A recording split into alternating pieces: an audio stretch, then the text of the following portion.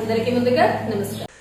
చిన్నారులుగా ఉన్నప్పుడు అడుగు తడబడితే చేయి అందించి తమ కడుపు కట్టుకుని ఆకలి తీర్చి పిల్లల ఎదుగుదలే శ్వాసగా బతికే ప్రత్యక్ష దైవాలు తల్లిదండ్రులు. మానవీయ విలువలు మృగ్యమవుతున్న నేటి కాలంలో కన్నవారిని కళ్లల్లో పెట్టుకుని చూసుకోవాల్సిన బాధ్యతను గుర్తుచేస్తూ తెలంగాణ ప్రభుత్వం తీసుకున్న నిర్ణయం అత్యంత అభినందనీయం. దురదృష్టవశాత్తు ఆప్యాయతను పంచాల్సిన చేతులే ఈరోజు కన్నవారిని రోడ్డుపాలు చేస్తున్న సంఘటనలు చూస్తుంటే గుండె తరుక్కుపోతోంది. ఈ సామాజిక వేదనను రూపుమాపేందుకు తెలంగాణ ప్రభుత్వం చారిత్రక తల్లిదండ్రుల మద్దతు బిల్లును క్యాబినెట్లో ఆమోదించడం ఒక విప్లవాత్మక మార్పు. వృద్ధ తల్లిదండ్రులను నిర్లక్ష్యం చేసే ప్రజాప్రతినిధులు, ప్రభుత్వ లేదా ప్రైవేటు ఉద్యోగుల జీతంలో కొంత భాగాన్ని నేరుగా తల్లిదండ్రులకు చెందేలా చట్టం తీసుకురావాలని నిర్ణయించడం గొప్ప పరిణామం.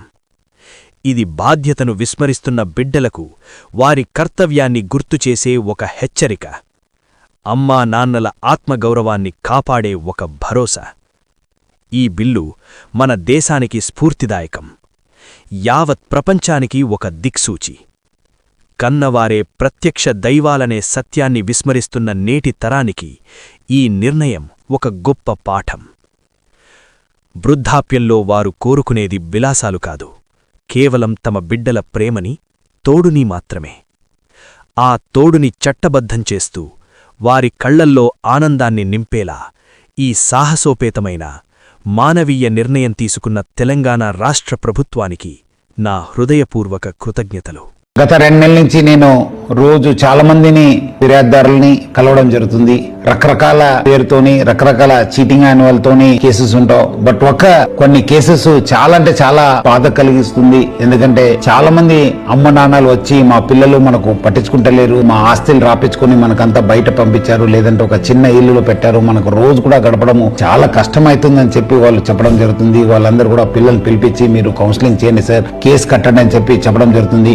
మా వంతు మనం కూడా కృషి చేయడం జరుగుతుంది, పిల్లలు పిలవడం జరుగుతుంది. లేదంటే కొంతమంది వచ్చి మనకు ఏదో ఒక మంచి వృద్ధాశ్రమంలో పెట్టండి సార్, మీరు ఒక రెఫరెన్స్ తోని మనకు అక్కడ చేరించండి అని చెప్పి కూడా చెప్పడము చాలా అంటే చాలా బాధ కలిగింది. మీరు కూడా ఒక రోజు ముసలాలు అవుతారు, మీకు కూడా ఏజ్ అయిన ఓల్డ్ ఏజ్ సమస్యలు వస్తాయి. అప్పుడు ఇప్పుడు మీ తల్లిదండ్రులను బాగా చూసుకోకపోతే మీ ఒక పిల్లలు కూడా అదే నేర్చుకొని మీకు కూడా అదే పరిస్థితి రావచ్చు. ఎందుకంటే ఈ రోజు ఈ ప్రపంచంలో రావడానికి కారణం వాళ్ళు ఎంతో కష్టపడి మనకు పెంచుంటారు. మనకు మంచి ఉద్యోగంలో మంచి స్థాయిలో చూడాలనేది వాళ్ళ ఆశే.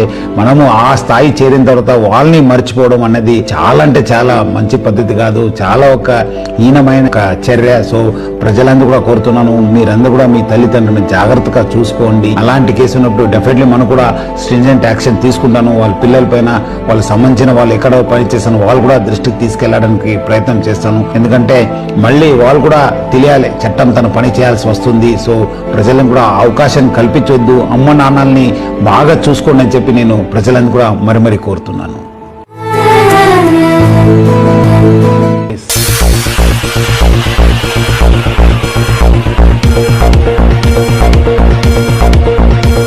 "24/7 చూస్తూనే ఉండండి MBK న్యూస్. ఈ వార్తలు ఇంతటితో సమాప్తం. తిరిగి మళ్ళీ మరో న్యూస్